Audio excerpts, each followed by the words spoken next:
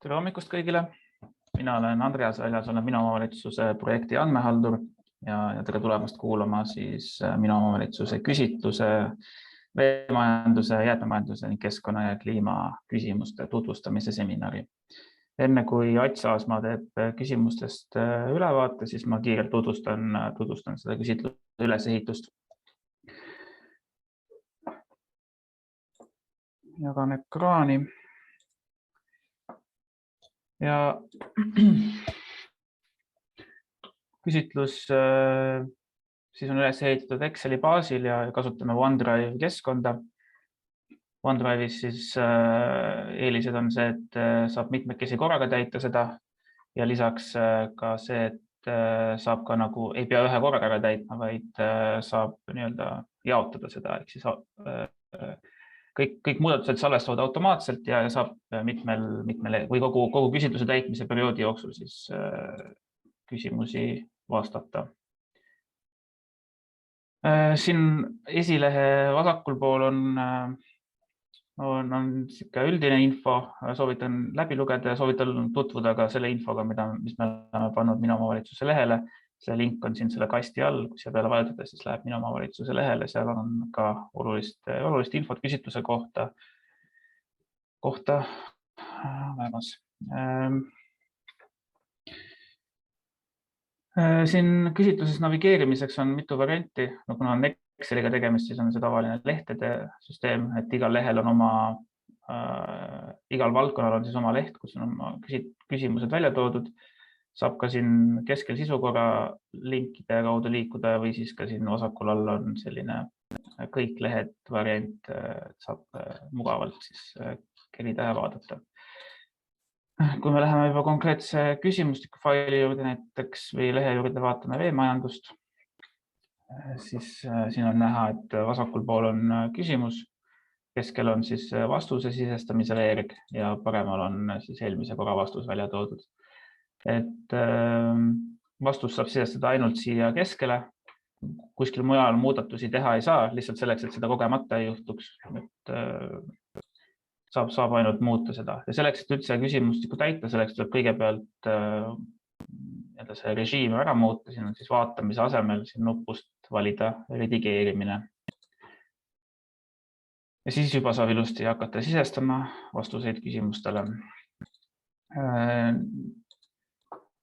Osad küsimused on, või osadele küsimustele tuleb vastata pikalt, teistele on ka valikvastused välja toodud siin, et kuhu saabki siis vastavat vastuse varianti ainult sisestada. Näiteks, et kas omavalitsus on kehtiv ühisveevärgi ja kanalisatsiooni arendamise kava, saab ainult vastata jah või ei. Ja kui vastata ei, siis on näha, et osad küsimused lähevad selle peale halliks. See viitab siis sellele, et nendele hallidele küsimustele siis vastama ei pea.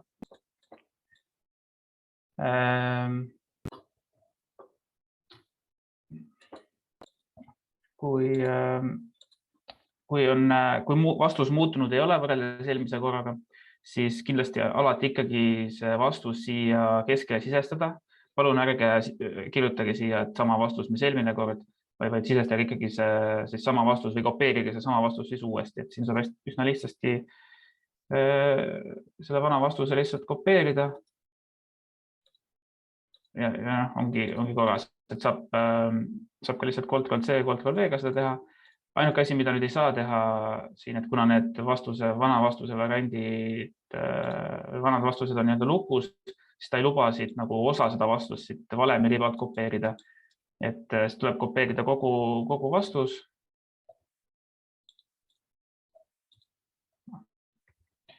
Ja siis siin vajadusel siis muuta või lisada asju, näiteks, et midagi seda kustutada.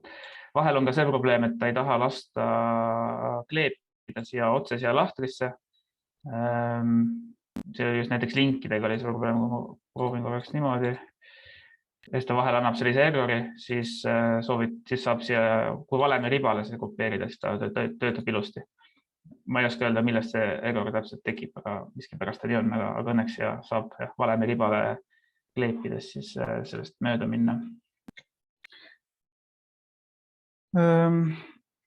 Siis kui küsimustega lõppu jõuda, siis on siin 4 sellist stampküsimust, mis on iga valdkonna lõpus. Et esiteks me küsime seda, et kas vastavas valdkonnas on mõni innovaatiline lahendus kasutusel. Seda me lihtsalt küsime taustainfo mõttes, siia ei pea midagi vastama, aga on hea, kui te toote mingid sellised huvitavad erilisemad lahendused välja. Et see on ka üks selline info, mis meil on oluline, et me saame võib-olla tulevikus selle põhjal siis ideid ka kriteeriumite osas näiteks. Siis on lihtsalt kommentaari lahter, et kui mingid täpsustusi mingi küsimuse kohta välja tuua või mingid muud infot, siis võib siia kirjutada. Siis palume, et iga küsitluse täitja märgiks siia ka oma kontakti, et kui meil on mingisuguseid täpsustavaid küsimusi, siis me saame otse ühendust võtta. On vaja midagi täpsustada. Ja viimaks siis kui küsimustik on ära täidetud, siis palun märkige siia see ära, et küsimustik on täidetud, siis selle järgi saame meie aru, et see küsimustik on täidetud ja me võime need vastused kasutusele võtta. Ja see sama info kandub tegelikult siia esilehele, et siia seda märkimist teha ei saa, et siin on lukus, aga kui on seal vastav küsitlus märgitud täidetuks, siis see kandub siia esilehele ja siis omavalitsusele endal on ka hea vaadata siit taha, et veemajandusega on korras, et siis rohkem ei pea. Lihtsalt korraks näitan keskkonna ja kliima oma ka, et see on natuke teistmoodi, kuna see on meil uus valdkond, siis siin eelmise korra vastuseid lihtsalt ei ole. Need on kõik uued küsimused. Eks see kehtib ka teistes valdkondades, kui on mingid küsimused muutunud või uued küsimused, siis nende puhul eelmise korra vastust ei saa lihtsalt olla, kuna neid ei ole varem küsitud. Ja midagi veel. Lihtsalt selle näitan ka veel ära, et kui laptop ekraanist lihtsalt on natuke, ei mahu kõik need veerud siia ära, et siis saab ilusti neid veeru laiusid muuta, küsimusi või vastuseid kokku-lahku tõmmata, samamoodi ka ridadega ja vajadusel siin paremal all on see Zoomi nupp, siis sarnaselt nagu Excelis saab väiksemaks, suuremaks teha, et kui laptopis näiteks ei mahu ilusti asjad ekraanile ära. Ja ma arvan, et sellega on selline lühiülevaade tehtud, et kui soovitan lugeda seda ka lisainfot, aga kui on ka küsimusi, siis võite selles mõttes alati minu poole pöörduda, et ma vajadusel aitan. Minu poolt kõik, et palun Ats. Tervist! Mina olen Ats Aasma ja teen teile ülevaate täna nendest veemajanduse, jäätmemajanduse, keskkonna ja kliima valdkonnast, nendest küsimustest. Veemajanduse ja keskkond ja kliimavaldkond on küsimuste mõttes, pikkuse mõttes küllaltki sarnased, jäätmemajandus on veidi pikem, aga läheme siis järjest hakkame minema, võtame ette esimesena veemajanduse valdkonna, siis lähme jäätmemajanduse ja keskkonna ja kliima juurde, keskkond ja kliima jätame siis viimaseks ja on täiesti uued küsimused, uued nagu vastused ja uued küsimused, mida me ootame. Aga ütleme, struktuur on üldiselt ikkagi küllaltki sarnane siis ka teiste valdkondadega. Veemajandus. Esimesena on meil ühisveevärgi ja kanalisatsiooni arendamise kava. Küsime siis kokku seda 9 küsimusega, kus siis esmalt küsime, kas see kava on olemas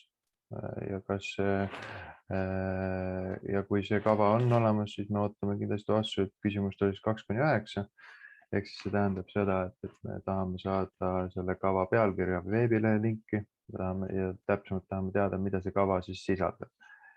Küsime siis selle kava sisaldust eelkõige, kas ta sisaldab kaetavate alade ja reovee kogumisalade kaarti, kas ta sisaldab dimensioneeritud vee- ja kanalisatsioonirajatiste põhiskeemi, sealhulgas siis äravoolurajatiste põhiskeemi. Siis me soovime teada, et kas ta sisaldab ühisveevärgi ja kanalisatsiooni arendusmeetmete ajakava, kas ta on ühisveevärgi ja kanalisatsiooni arendusmeetmete hinnangulist maksumus soovime näha. Ning samuti näiteks ka sotsiaalmajanduslike näitajate kirjeldust. Ja nende nagu iga kõigi puhul me soovime kindlasti saada näiteid, et siis et lihtsalt see jah-ei vastusest ei piisa, et me kindlasti ei saa lugeda ainult üksikasjalt jah-vastust täidetuks, vaid me ootame seda näidet, mille põhjal me saame öelda, et see kindlasti on nii. Siis lisaks on ka veel seal kanalisatsiooni arendamise kava sisaldab vee-ettevõtte finantsmajanduslike näitajate kirjeldust. Et see on kindlasti üks nagu oluline asi, et kunagi, et ka omavalitsusel oleks parem ülevaade siis ka vee-ettevõtte kohta. Ja lõpuks siis on ka, et kas siis omavalitsuse arendamise kava sisaldab olemasolevate ning kavandatud ühisveevärgi ja kanalisatsiooni lahenduste sobivuse hinnangut. See siis nagu näitena võib öelda, et alevik siis sobib üheks purgimissõlma asukohaks oma paiknemise tõttu valla keskel ja reoveepuhasti sobib purgimiseks oma tootlikkuselt. Ja need küsimused siis kokku annavad meil selle ühe kriteeriumi 3 lävendit. Saame teada, et kas siis olemas on ajakohane kava, kas kava sisaldab sisule seatud nõuded ning kava täidab riigipoolse toetuse saamiseks vajalikke nõudeid. Need on kindlasti ühed asjad, mis me soovime siin, et need oleksid olemas. Siis on meil ühisveevärgi organisatsiooni kasutamise liitumiste eeskiri. Kas teie omavalitsusel on olemas ühisveevärgi organisatsiooniga liitumise ning kasutamise eeskiri või eeskirjad? Ja kui jah, siis palun soovime saada seda pealkirja või veebilehe linki. Nagu me varasemalt oleme ka rääkinud, et läbivalt soovime igale vastusele seda põhjust ja põhjendust, ehk siis nagu nii-öelda kinnitust, et see on kindlasti olemas, ehk siis näidet. Ja seda kriteeriumit me mõõdame ühe lävendiga, ühe tingimusega, et see kasutamise ja liitumiste eeskiri oleks olemas. Siis me küsime reovee kohtkäitluse ja äraveo eeskirja kohta.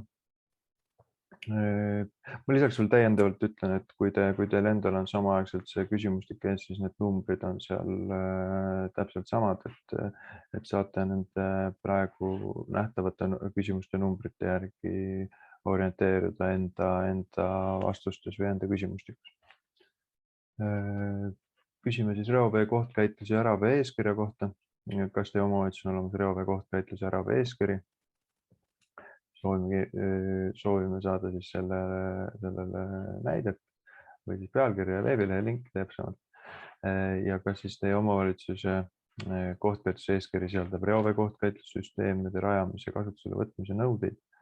Kas tal on purgimisteenuste info osutamise nõuded on eeskirjas olemas ning kas on reguleeritud järelevalve ja vastutuse reovee kohtkäitluse ja äraveo eeskirja täitmise eest? Et nende põhjal me siis on meil loodud siis 2 lävendit, et on kohtkäitluse ja äraveo eeskiri on olemas ja teiselt poolt, et eeskiri vastab Keskkonnaministeeriumi juhendile.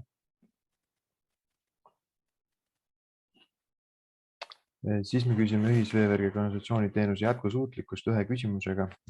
See on küll hinnanguline, aga see on üks indikatsioon, kuidas me saame, kas omavalitsuses on ülevaade olemas veeteenust pakkuva ettevõtte finantsseisu kohta.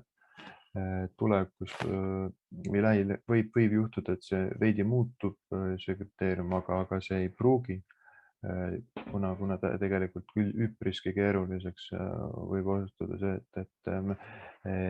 et ettevõtete kohta ei ole niivõrd lihtne saada meil informatsiooni, et võib-olla me ei saagi seda informatsiooni siis kätte. Et tänasel hetkel on päris oluline küsimus on see, kas siis omavalitsusel on see informatsioon olemas, kas siis see informatsioon siis omavalitsuse hinnangul või need finantsnäitajad ja finantstulemuslikkuses vastab ka sellele, et veeteenus suudetakse jätkusuutlikult tagada. Siis me küsime veeteenuse info olemasolu kodulehel, küsime erinevate siis infolaadide kohta, informatsiooni olemasolu kohta, et kas siis omavalitsuse veebilehel on kättesaadav siis all olev info veeteenuse kohta. Tuleb lisada siis vastav veebilink, kus info on kättesaadav ja tahame siis infot saada veeteenuste hindade kohta, heitvee, joogivee ja reovee sette kvaliteedi andmete kohta joogivee kareduse ja seal sisalduvate mineraalide kohta, veeteenusega liitumisinfo, purgimisteenuse kasutamisinfo, selgitus vee hinna kujunemise kohta, nõuanded tarbijale vee tarbimise vähendamiseks ja vastutustundlikuks kasutamiseks, info seisvast veest põhjustatud terviseriskide vältimiseks ning info ka veevarustussüsteemi riski hindamise kohta. Et nende baasil me siis hindame omavalitsus siis kahe lävendiga, üks baastasemel ja edasijõudnud tasemel. Et kui me vaatame baastasemel ainult hinda, kvaliteedi andmeid ja ÜVK teenusega liitumisinfo, võrdlemisinfo ja teenuse hinna otsust, näiteks vee hinna kujunemise selgitust. Edasijõudnud tasemel me vaatame ka nõuannete olemasolu ja ka sisendatud, millega nagu siis on võimalik terviseriske, seisvast veest põhjustatud terviseriskide vältimise informatsioon ja samas ka veevarustussüsteemi riski hindamise kohta ja veekareduse ja seal sisaldatud mineraalide informatsiooni olemasolu. Seejärel me küsime, kas siis omavalitsusel on ülevaade kohtkäitlussüsteemidest ja nende seisukorrast. Me küsime 2 küsimusega. Ehk siis, kas siis on olemas kohtkäitlussüsteemide ülevaade ja siis me küsime, kas seal oma kohtkäitlussüsteemide ülevaate kohtkäitlussüsteemide kohta on ka nende seisukordade informatsioon.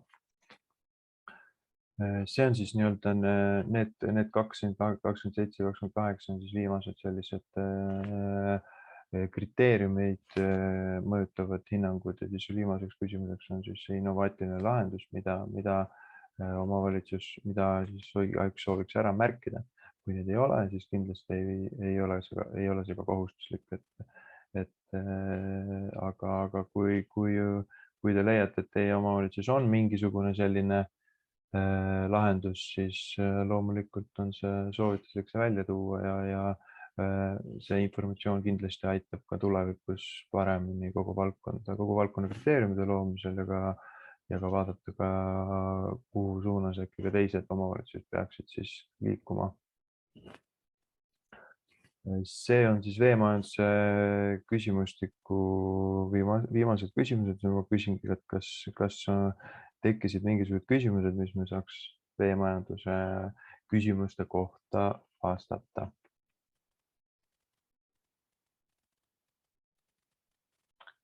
Praegu tundub, et ei ole, aga kui teil peaks ka tekkima, siis loomulikult saate alati meiega ühendust võtta, aga loomulikult on siin pärast lõpupoole võimalik samamoodi küsida, kui need küsimused peaksid tekkima. Järgmised küsimused, mida me küsime, on jäätmemajanduse kohta. Jäätmemajandusest me küsime siis jäätmekava kohta. Me küsime, kas omavalitsusel on olemas kehtiv jäätmekava. Kui jäätmekava puudub, siis me ei soovi suure osa küsimustel vastuseid saada. Aga kui ta on olemas, siis me soovime kindlasti selle pealkirja ja veebilehe linki saada või siis veebilehe linki saada. Kas siis küsime ka seda, et kas siis, mida see jäätmekava siis täpsemalt sisaldab. Kas on hõlmatud territooriumil tekkivat jäätmete liigi, koguse päritolu kohta andmeid, kas on ka hinnang jäätmevoogude arengule tulevikus. See on kindlasti ühed nagu olulised analüütilised pooled, mis vajavad kindlasti või peaks igal omavalitsusel olemas olema. Kas kava sisaldab uute kogumissüsteemide täiendavate jäätmerajatiste infrastruktuuri ja sellega seotud investeeringute vajaduse hinnangut? Mõlema puhul me soovime kindlasti näiteid saada. Siis me küsime, kas siis mõõdetavad arengu eesmärgid on jäätmete liigiti kogumise protsendi kohta. Jäätmete liigiti kogumise protsent on siis üks selline mõõdik, mida on võimalik siis kogu jäätmemajandust hinnata omavalitsuse piires ja selle kohta võiks ka omavalitsusel endapoolne number alati olemas olla. Kas kavas on seatud eesmärgid elanike jäätmekorralduse alase teadlikkuse tõstmise kohta? Näiteks on seatud erinevad kampaaniad, siis on see siis info jagamisel kohalikus ajalehes või siis midagi muud sarnast. Siis me küsime, kas on planeeritud tegevused elanike jäätmekorralduse alase teadlikkuse suurendamiseks. Siis me küsime ka seda, et kas on eesmärgid jäätmete ringlusse võtmise suurendamiseks. Et ringlusse võtmine on kindlasti täna koos siis elanike teadlikkuse suurendamisega ühed jäätmemajanduse olulised osad. Et ühelt poolt, et elanikud paremini mõistaksid jäätmemajanduse ja üldse ringmajanduse ja taaskasutuse olulisust ja ringlusse võtmine ja ringmajandus üldiselt on loomulikult meie jäätmete tekkimise vältimiseks kahjuks vältimatu. Ja siis me küsime, et kas planeeritud tegevused jäätmete ringlusse võtmisega seotud eesmärgide täitmiseks ja ringlusse võtmise suurendamiseks. Ehk siis kas on mingisugused tegevused, mis siis peaksid on planeeritud, mis peaksid neid eesmärke siis täitma hakkama. Seda jäätmekava kriteeriumit me mõõdame 3 lävendiga. Need 3 lävendit on siis kehtiva kava olemasolu ja siis ka on käsitletud õigusaktidega seotud nõuded. Siis on, et kas kavas on seotud mõõdetavad arengueesmärgid jäätmete digiturumise protsendi, inimese kaasamise teadlikkuse tõstmise kohta ja eesmärkide täitmiseks on välja töötatud ka tegevused. Lõpuks on ka siis eesmärgid ringlusse võtmise suurendamiseks koos tegevustega. Seejärel me küsime jäätmehoolduse eeskirja. Esimesena küsime, kas see hoolduseeskiri on olemas. Kui see on olemas koos korrektse viitega, siis me küsime, et kas seal on sätestatud jäätmeveaga et liigiti korraldused, siis jäätmeveaga kogutakse paber- ja kartongjäätmeid, kas siis kogutakse biolagunevaid köögi- ja sööklijäätmeid, kas siis on vähemalt 5 korteriga korterielamud kohustatud koguma eraldi paber- ja kartongjäätmeid, biolagunevaid köögi- ja sööklijäätmeid ning suurjäätmeid ning lisaks siis kas siis veel jäätmehoolduse on ka sätestatud, et kõik korraldatud jäätmega hõlmatud jäätmevaldajad on kohustatud koguma neid nimetatud jäätmeid. See on kindlasti võib veidi küsimus tekkida, miks edasi jõudnud 5 korteriga on. Et see on kindlasti nagu ütleme, ühelt poolt see elanike arv läheb selliseks nendes korterelamudes, kus siis on vähemalt 5 korterit, et selles inimgrupis peaks kindlasti olema ootuspäraselt siis ka liigiti kogumine erinevate jäätmete liikide suhtes. Ja kui nagu kõigi jäätmevaldajate puhul on need liigiti kogumine sätestatud, siis see on juba eeskujulik tase.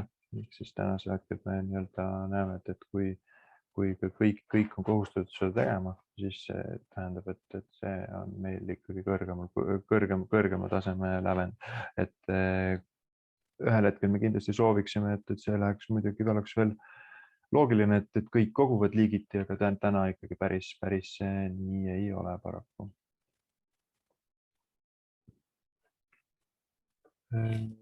Siis me küsime jäätmevaldaja registri kohta, kas siis on olemas see register ja kinnitatud registri pidamise kord ja siis me küsime, et kas see register on veebipõhine.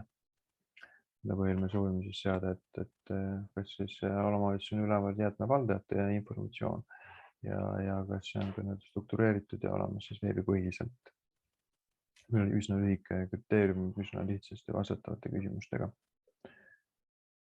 Seejärel me küsime koostööd taaskasutusorganisatsioonidega, need on siis tänasel hetkel 3, tootja vastutusorganisatsiooniga, Eesti taaskasutusorganisatsiooniga ning Eesti pakendiringlusega. Kõige olulisem on see, et need lepingud oleksid nende organisatsioonidega olemas ja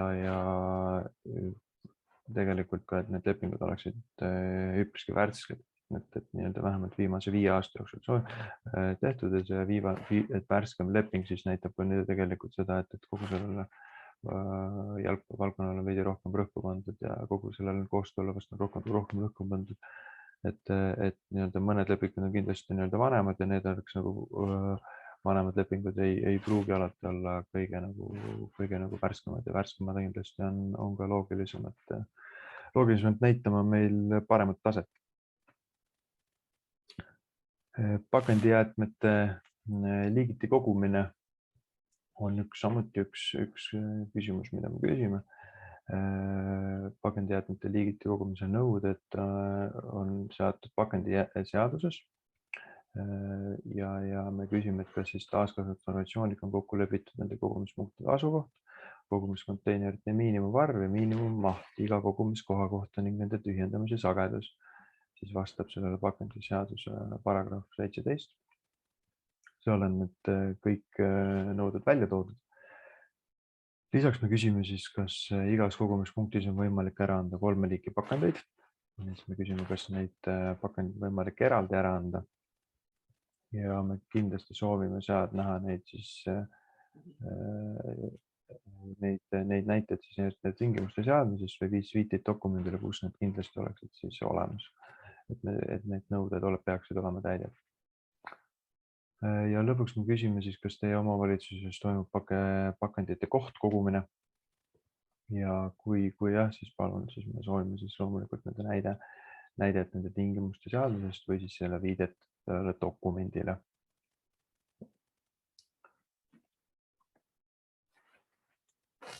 Siis me küsime jäätmete edasise käitlemise korraldamise kohta. Seda me küsime siis 3 küsimusega. Esimese asi on ka see, et kas on kehtestatud jäätmete edasi käitlemise nõuded, ehk siis jäätmetele, mis on kogutud korraldatud jäätmeveo raames. Siis me küsime, et kas omavalitsuses on kogutavatele jäätmetele on seatud ringlusse võtmise määrad. Ja seejärel me küsime, et kas siis on tegelikult ringlusse võtmise määr on vähemalt siis 50% korraldatud jäätmega kogutud jäätmetest. Et me kõigil juhtudel soovime näha neid, soovime nagu varasemaltki nagu ütlesin, et soovime näha neid kinnitust andmeid, siis dokumente, andmeid või siis midagi muud sarnast. Ehk siis soovime näha neid näiteid, mille põhjal selline hinnang on antud. Seejärel me räägime jäätmeveost üldiselt ja küsime, et kuidas see jäätmevedu üldiselt korraldused on. Esimesena me küsime siis ettevõtte olemasolu, kellega on leping siis jäätmega korraldamise kohta. Seejärel küsime, kas kogu territoorium on hõlmatud, omavalitsuse territoorium on jäätmeveoga ära hõlmatud. Siis me küsime erinevate jäätmeliikide kohta, ehk siis see tähendab, küsime paberite ja kartongi kohta, me küsime bioloogivalla köögi- ja sööklajäätmete kohta, pakendijäätmete kohta ja ka suurjäätmete kohta. Kas need on siis jäätmeveo korraldatud jäätme raames ära kogutavad jäätmete liigid.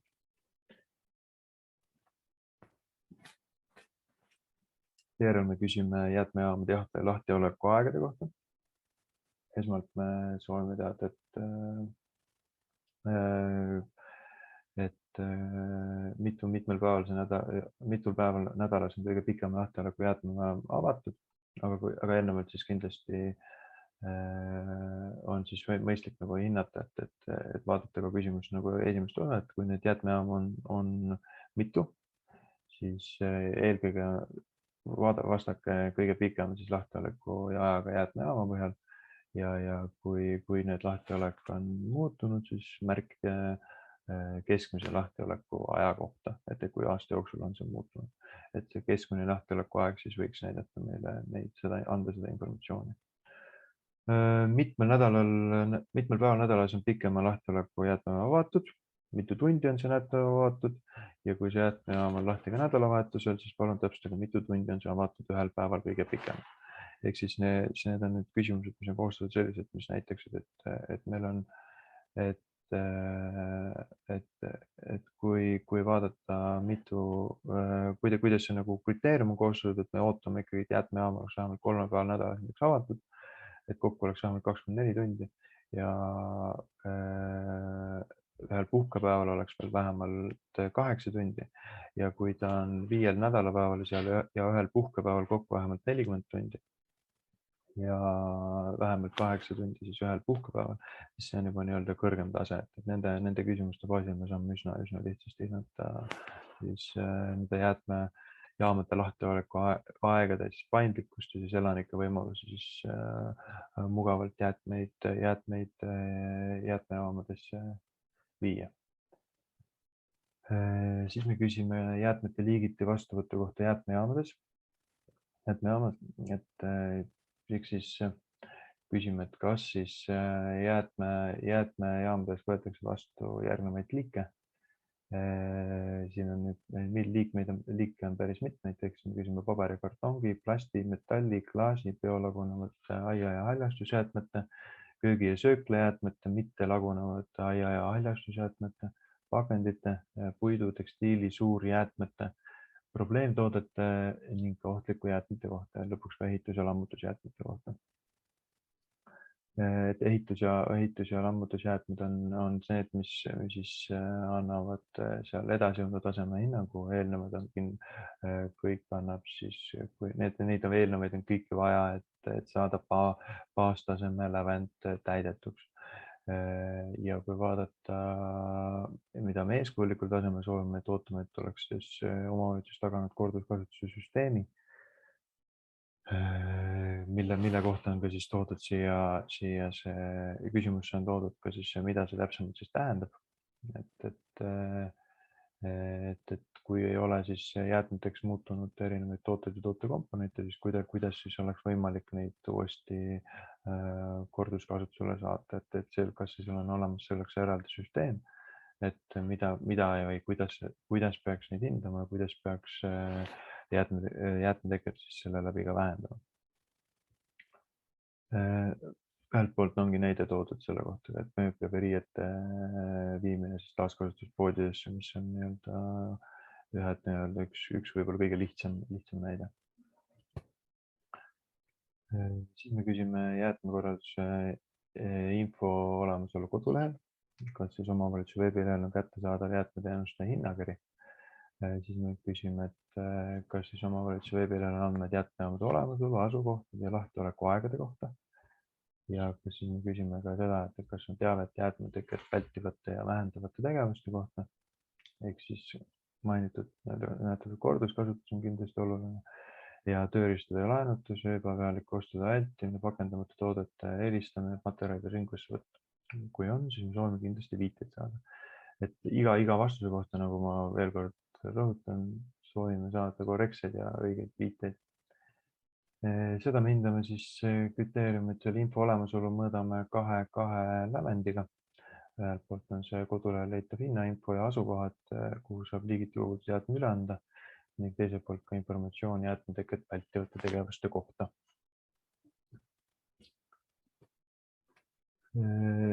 Ning viimaks siis me küsime elanikkonna jäätmemajandusalase teadlikkuse tõstmise kohta. Kas omavalitsus pakub siis elanikele jäätmehooldusnõustamist ja teavitab elanike jäätmete liigiti kogumise võimalustest. Jäätmejaama teenustest, ehk siis tähendab, et siis on siis kohalikus ajalehes, sotsiaalmeedias või trükisel. Ja siis me soovime teada saada, kas teie omavalitsus levitas siis eelmisel aastal kõigile jäätmevaldajatele jäätmemajanduse kohta teavitusmaterjale. Kas omavalitsus korraldas 2021. aastal vähemalt ühe jäätmemajandusteemalise teabepäeva, koolituse, infotunni kampaania. Ning et kas siis viimaks, nagu ka eelnev teistes valdkondades, küsime innovaatilise lahenduse kohta, mida soovitakse välja tuua. Et need 3 küsimust siis annavad hinnangu 3 lävendiga, kus siis jäätmehooldusalaste nõustamine ja teavitamine on siis ootuspärane ja mida võiks iga omavalitsus teha. Jäätmehooldusalaste teavitusmaterjalide levitamine on natukene kõrgem tase ja ka infopäev ning tõesti teadlikkuse suurendamisele suunatud tegevused on juba see, mis on omavalitsuse omal initsiatiivil tehtud ja näitab, et väga selgelt siis kogu valdkonda üritatakse alates siis kodanikust parandada. See on siis praegusel hetkel jäätmemajanduse viimased küsimused, viimased kriteeriumid. ma näen, et nüüd on kindlasti küsimusi tekkinud ootuspäraselt. Seega võtakski ette, mis need küsimused täpselt on. Aitäh Airele, tegelikult see on hästi palju kommentaare, Aire jooksvalt kommenteeris neid kriteeriume. See on head sellist taustainfot meile ka. Sellest üks üldine küsimus on, et kuidas COVID ise neid andmeid kasutavad ja mille jaoks. Sellele võib-olla oskavad COVID ise kõige paremini vastata, aga meie lootus on see, et COVID kasutavad neid andmeid selleks, et paremaid teenuseid osutada omavalitsuses, et on selline võrdlev või selline võimalus võrrelda siis omavalitsusi samadel alustel. Ma võib-olla veel lisaks kommenteerin nende Aire viimaseid tähelepanekuid nende tuleviku nõuete kohta, et kindlasti me lähevad nüüd tulevikus baastasemesse, et need nõuded, mis meil seadusesse ühel hetkel jõuavad, lihtsalt kõrgemalt jõuavad ka sinna baastasemesse, et eks see nii tuleb ka see kogu see nii-öelda valdkonnast tuleb jälle kokku siis meie töörühm, kus me vaatame kõik need kriteeriumid üle ja vaatame nende ajakohasust ja seetõttu siis saame ka paremad hinnangud anda.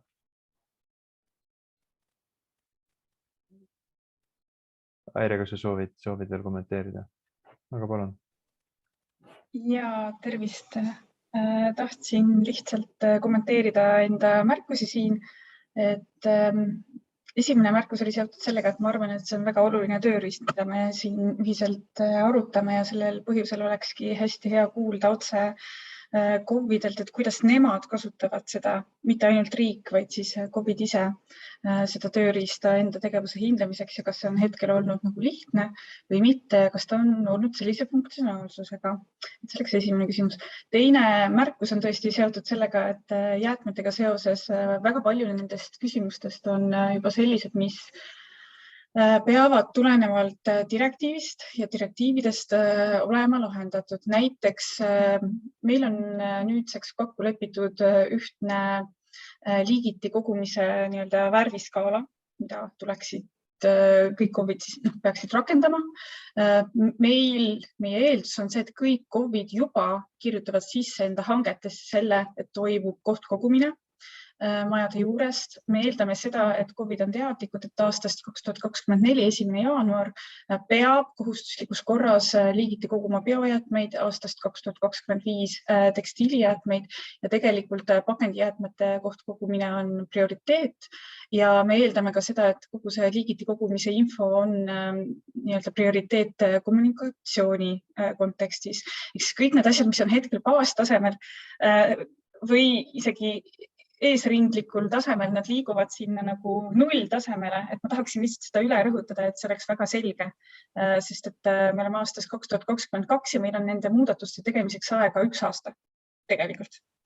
Nii et see on väga oluline point, mida kaasa võtta ja võib-olla võiks olla ka nii, et kui selline küsitlus läheb, siis sellised infovood, kuigi nad on teada, võiksid olla seal tärniga juures, et tärniga siis nagu viidatakse ja juhitakse tähelepanu, et juhul, kui te teete enda hanget, et siis arvestage juba nende tingimustega.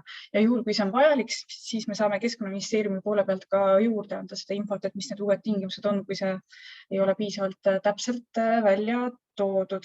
Ja tõesti tahaks saada sellist tagasisidet, et kas see süsteem ja kuidas siis aitab teile areneda ja mis funktsionaalsused võiksid sinna juurde tulla, sest ma arvan, et see on üks väga hea ja keskne viis, kuidas riik ja kogu koos siis arendavad enda tegevusi ja siis ka mõõdavad nende tulemusi. Aitäh! Aitäh, Aire! Kindlasti väga olulised märkused ja ma arvan ka teadmised omavalitsustele endile ja et nagu Aire ütles, siis täna on juba 2022. aasta ja järgmisel aastal me koostame küsimuse selle aasta kohta. Et nagu ka Aire ütles, siis et tulevikus need tänasel päeval kõrgemad lävendid liiguvad suure tõenäosusega madalamateks, ehk siis kui nagu juba varasemalt või täna neid ei ole väga palju täidetud, siis võib osutuda, et meie nagu nõuded, mis on mis on määrustega seatud, on veidi kehvemini täidetud, seega täna tuleb, ma arvan, ka väga palju tööd teha selle nimel, et me need kõrgema taseme lävendid ära täidaksime, et nad ühel hetkel oleksid siis ootuspärases baastasemes kõik ikkagi täidetud. Aga kas on veel mingisuguseid küsimusi või märkusi siin soovib?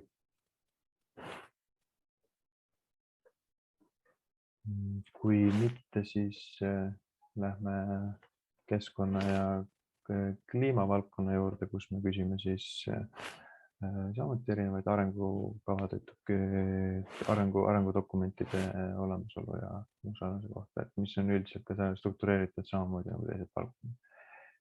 Esimesed küsimused siis keskkonna ja kliimateemade käsitlus arengudokumentides.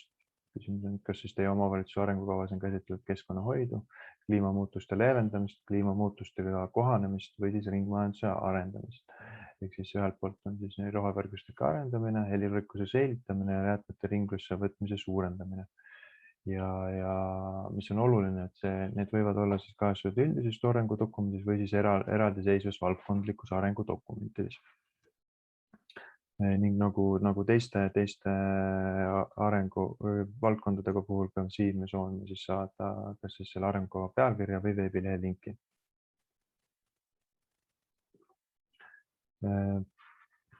Seejärel me soovime saada informatsiooni, siis mida need arengukavad, siis arengudokumendid sisaldavad. Et kas siis on olemas siis analüüsid tingitud probleemidest ja võimalustest.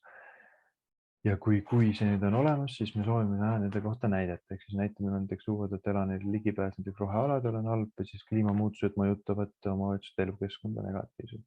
Et need on üldiselt probleemid, suuremad probleemid, millel on hetkel siis mõistlik peale koostada siis strateegilised eesmärgid ja ka tegevused.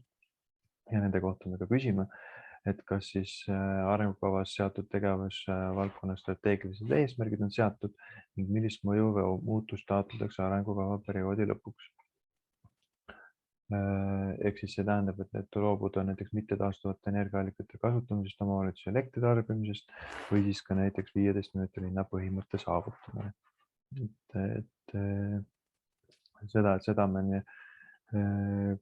Seda eesmärkide osa koos siis järgmise küsimusega, kus me küsime plaanitavate tegevuste kohta, kavandatud tegevuste kohta, mõõdame edasi jõudnud tasemel.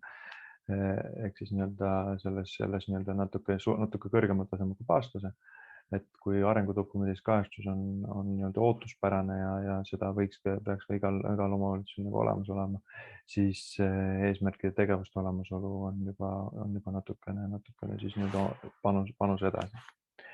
Ja seejärel me vaatame, et kas siis seiratakse eesmärkide ja tegevuste täitmist, ehk siis ühelt poolt, et kas eesmärkide täitmisega seatud mõõdikud, väljunda tulemusindikaatorid ning kas siis ka eelmisel aastal siis arengukavas on seatud eesmärkide näitajate täitmist ning seiratud eesmärkide näitajate täitmist ning tegevuste korraldamist. Lisaks siis majandusaasta aruandes esitatuna. Ja nagu ka teiste selliste sarnaste arengukava küsimuste puhul ma rõhutan seda eesmärkide, tegevuste ja mõõdikute eristamist. Ehk siis enne kui need mingisugused näited siia on mõistlik tuua, on võib-olla mõistlik struktureerida need korraks endale ette ja vaadata, kas nad ka vastavad tegelikult ka loogiliselt eesmärkidele, tegevustele ja mõõdikutele. Et kui mõõdik on ikkagi selgelt numbriline ja tegevus siis peaks lahendama eesmärgist tingitud eesmärgi poole liikumist, et peaks siis tagama seda, et kindlasti ei saa nagu näiteks lugeda mõõdikuks mingisugust sisuliselt ei-jah vastust, et kas midagi on tehtud või et kas siis midagi on olemas. Et see mõõdik kui selline peab kindlasti olema püsivalt jälgitav ja et alati on sul võimalik sellele hinnang anda ja seetõttu ka parem lihtsalt informatsiooni saada, et see on ka seiramise üks selline aluspõhimõte. Siis me küsime valdkondliku spetsialisti ülesannete kohta. Korraks ma segan võib-olla korraks eelmise küsimuse juures tagasi, et chati tuli küsimus, et kuidas me defineerime seda mõistet keskkond arengukava mõttes. Keskkond üldiselt, mis me mõtleme, rohkem mõtleme siin looduskeskkonda, ehk siis mis on siis seotud, näiteks ongi rohealadega näiteks, et on see rohevõrgustikega seotud, nende ligipääsetavusega seotud, et see on et rohkem sellega seotud siis mõiste. Ma loodan, et see vastas küsimusele.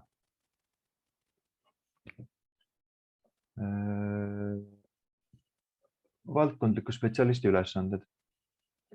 Ja küsime, et kas siis vähemalt omavalitsuse ühel teenistuse ametijuhendis on energiasäästuga seotud ülesanded.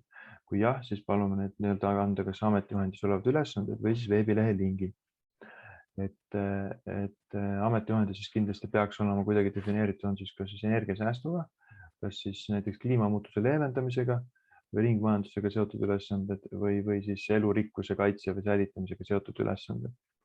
Et need on valdkonnad, mis siis alamvaldkonnad, mis näitavad keskkonnavaldkonnale rohkem mõtlemist ja see siis näitab ka seda, et selle jaoks on eraldi olemas siis ka siis isik, kes nende ülesannetega tegeleb ja nende murede või nende alamvaldkonna murede või probleemidega tegeleb. Et kindlasti ei ole vast õiglane eeldada, et igal omavalitsusel oleks olemas siis eraldi spetsialist iga nende valdkonna jaoks. Seetõttu me olemegi lähtunud nende siis spetsialistide ülesannetest, et need oleksid kindlasti ametijuhendites olemas. Et täna me ka ei mõõda neid ülesandeid siis baastasemel, vaid edasi jõudnud eeskujulikul tasemel. Et see siis annab meile ka vast omavalitsustele ei mõjuta nende selle spetsialisti ülesannete olemasolu kõige baastasemel, kuigi ühel hetkel võib samamoodi osutuda, et nende osa vähemalt nendest ülesannetest liigub sinna baastasemel poole, et me ootame, et omavalitsused ikkagi mingisuguste valdkondadega seotud ülesandeid oleksid nende poolt ikka tagatud. Siis me küsime keskkonna ja kliimariskide ennetamise kohta. Kas omavalitsus on analüüsitud kliimamuutustest tulenevaid riske ja mõjusid omavalitsuse territooriumil. Oleme toonud erinevaid kliimariske ja küsime, kas siis ühed näiteks mõned neist on hinnatud ja nende mõjusid on hinnatud omavalitsuse tegevusega. Seejärel me küsime, kas kliimamuutustest tulenevate riskide maandamiseks on planeeritud tegevused. Ehk siis tegevused näitavad seda, et on mitte ainult ei ole analüüs tehtud, vaid on selgelt antakse ka suunised, kuidas me peaksime olukorrast edasi minema. Ja lõpuks siis me küsime ka seda, et kas siis mingisuguseid riskide maandamistegevusi on viimase 5 aasta jooksul läbi viidud.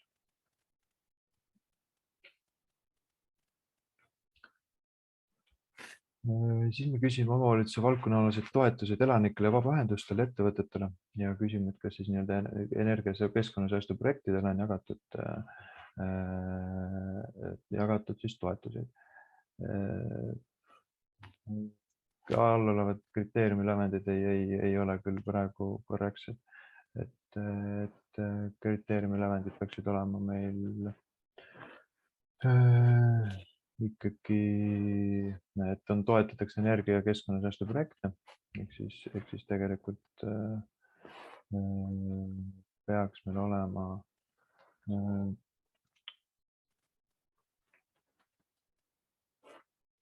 hoopiski toetatakse energia- ja keskkonnasäästu projekte eeskujulikul tasemel ja mida me baasi edasi ei mõõda. Seda me küsime siis ühe küsimusega ja mõõdame siis ühe lävendiga.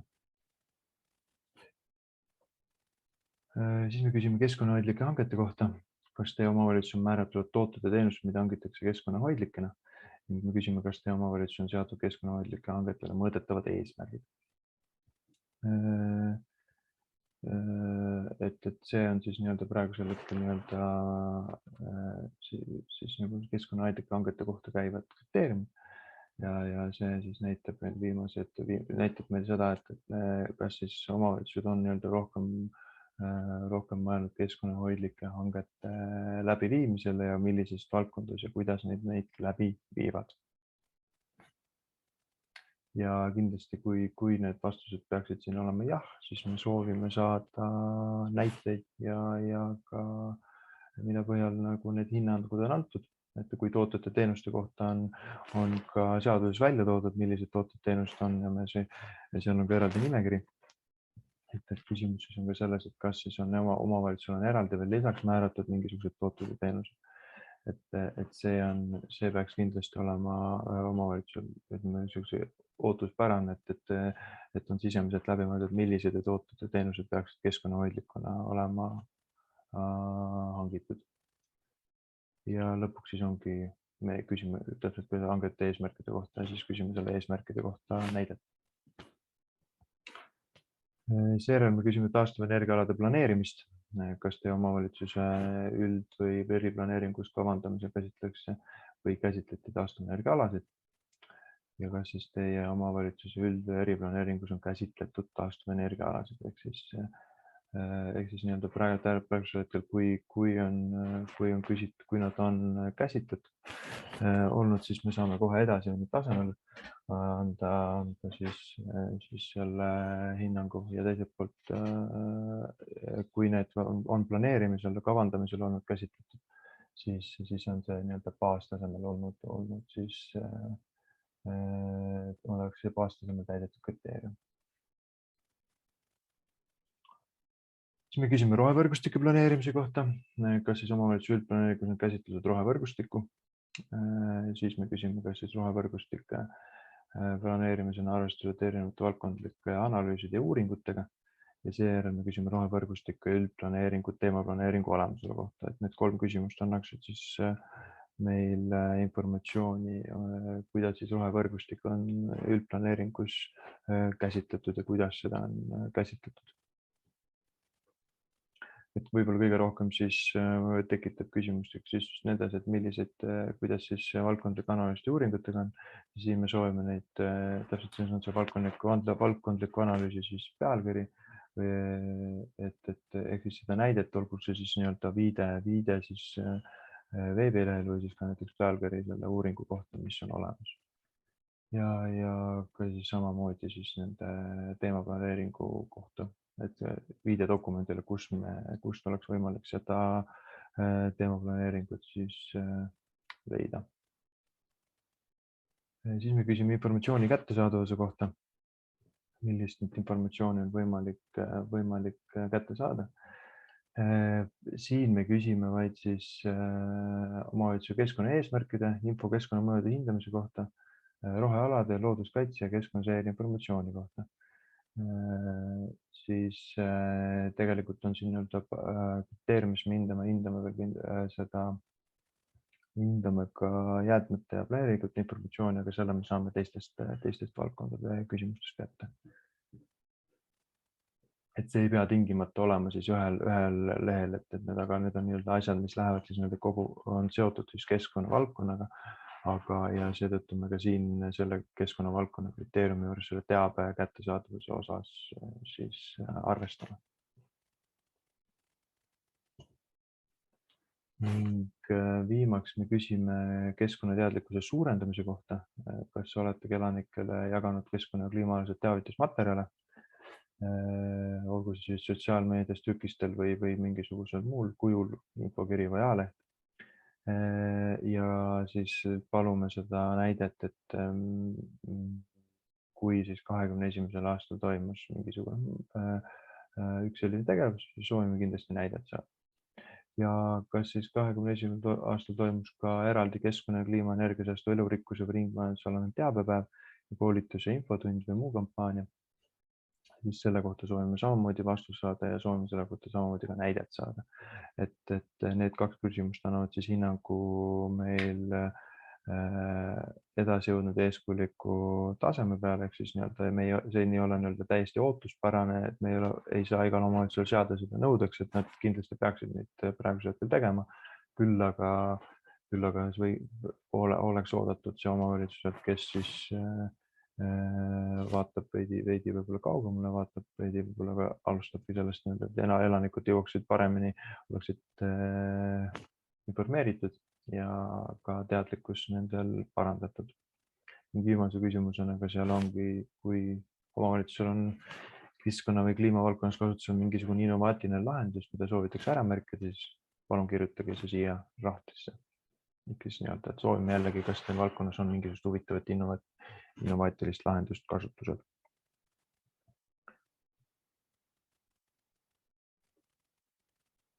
Ja Aire on ühe kommentaari veel pannud, kes lugenud oleks, siis keskkonnavaldkonna arengukava raames, mida sellel aastal kokku pannakse, on just eesmärgistatakse ja defineeritakse keskkonda täpsemalt. Ilmselt on see sõnastus valmib siis 2022. aasta esimeses pooles ja seda saab aluseks võtta edaspidi küsimuste sõnastamisel. Et kui ma nüüd lisaks peaksin seda keskkonna ja kliimavaldkonna küsimustikku kirjeldama ja neid lävendeid, siis me küsime ka küsimused ära. Tänasel hetkel need lävendid võivad veel veidi muutuda sõltuvalt sellest, kuidas on siis tegelik seis, et kui see tegelik seis osutub äärmiselt kehvaks, siis me peame võib-olla ümber kalkuleerima need lävendite mõistlikkuse. Et ühelt poolt ei ole kunagi mõtet mõõta midagi, mis on täidetud kõigil ja midagi, mis ei ole täidetud mitte kellelgi. Et see on kindlasti üks asi, mida me arvestame. Ja Aire vastus selles mõttes on ta kindlasti vastab meie esimesele keskkonna laiemale küsimusele, et mis see keskkond täpselt on. Ja täpselt samamoodi minu omavalitsus siis hoiab kogu nendele muutustele ja arengutel kätt pulsil, et me oleme valmis vastuvõtute määrusest tingitud seadusemuudatustega ühte sammu käima. Ja Aire soovib jälle siis küsida või kommenteerida. Ja ma sooviksin kommenteerida, ma tean, et kõik on hetkel väga kurnatud ja mures teatud teemadel, aga üks väga oluline saavutus, mille me ikkagi saavutasime ÜRO-s, on see, et Eesti juhtimisel keskkond on nüüd inimõigus alates 3. märtsist sellel aastal. Nii et see tähendab, et kohalikud omavalitsused peavad ilmselgelt seda inimõigust kaitsma, nii et ma arvan, et see lisab juurde siia natukene ka kaalu nendele küsimustele kui ka sellele, kui tõsiselt me seda teemat võtame. Ja ma ise sõnastaksin keskkonna natukene laiemalt kui ainult elurikkus. Ma nägin, et siin oli küsimus, et tegelikult keskkond on kogu füüsiline keskkond, mis on meie ümber, mis võib sisaldabki kemikaale, aga võib sisaldada ohtlikke kemikaale, millest me peame olema teadlikud. See sisaldab ka siis fossiilseid või mittefossiilseid materjale. See sisaldab seda, kuidas me ise käitume ja kuhu me need ressursid, mida me tarbime, suuname. Ja see sisaldab seda, kuidas me need ressursid hiljem käitleme. Nii et ta on selline suur ring, mida kõike tuleb teadvustada, hinnata, tegelikult digitaliseerida, seda infot jagada inimestega ja siis nagu teha tarku otsuseid. Nii et see on hästi suur teema ja ma arvan, et me oleme sellise esimese sammu juures sellest suurest teemast. Aga jah, soovisin selle märkuse teha. Aitäh! Aitäh, Aire! Ja kas on veel mingisuguseid küsimusi ja märkuseid, mida soovitakse äkki teha? Kas on mingisuguseid küsimusi, mis vajaksid veel vastuseid?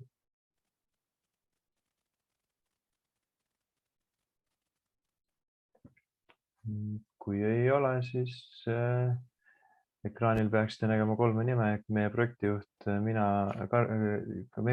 Karl Andmes, mina andmaaliti Katsas, meie andmaaldur siis Andres Väljas, et ühega neist meil kui ühendust võtate, saate kindlasti küsimused küsida. Kõige operatiivsemalt küsimustikadega tegeleb Andres, ega sealt võite ka saada tõenäoliselt, saate kõige kiiremini erinevatele nüanssidele vastused. Ma ütleks selle ka ära, et küsitluse tähtaeg on 18. märts ehk siis juba 2 nädala pärast ja siis me kontrollime kõik vastused ka üle, et selles mõttes, et kui on vastused ebatäpsed, siis me need eemaldame. Ehk siis selles mõttes palume siis vastata hoolikalt. ja tulemused siis avalikustame juunikuus. Aga minu poolt aitäh kõigile kuulamast ja loodetavasti saame kõik vastused kätte tähtajaliselt. Aitäh teile!